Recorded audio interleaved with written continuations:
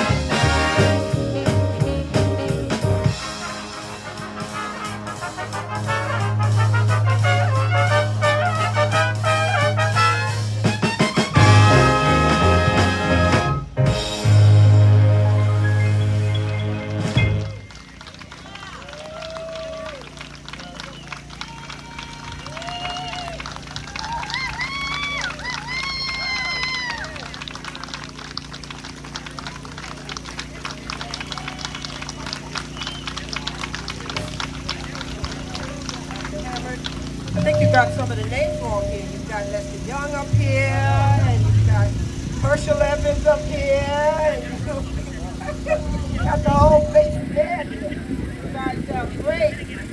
Great. You don't have this in New York. They don't have music in the schools in New York. So, you know, this is a real privilege when you live down here, that all of the schools have this.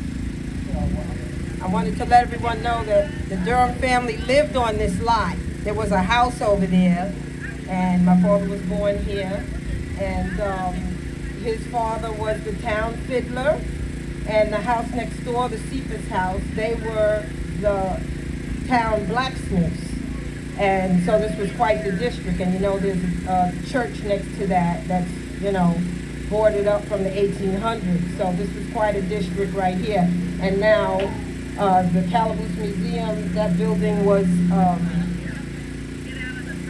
before Johnny Armstead took it over, it was about to be torn down. She took it over and she, you know, turned it into a museum and helped build up this whole district. And she found out that this lot was where the Durham family was living. She just knew it was a lot and a building, and she wanted to know who lived here. And so she did her research, and then she contacted the family. And that's how I found out about all of this. And here we are today. So her and I and the board of the Calaboose, including Linda, Kelsey Jones, sponsored the first 3 Eddie Durham festivals right here, 2004, 5, and 6.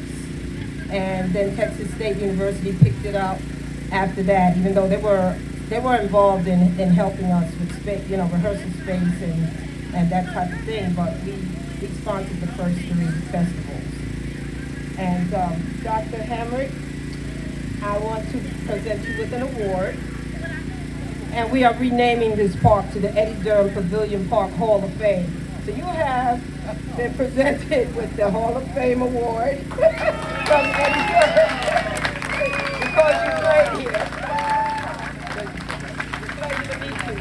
And you know, these professors, all of them have bands, right? Pretty much. So they help to carry on the jazz tradition. I don't know what we do without them, right?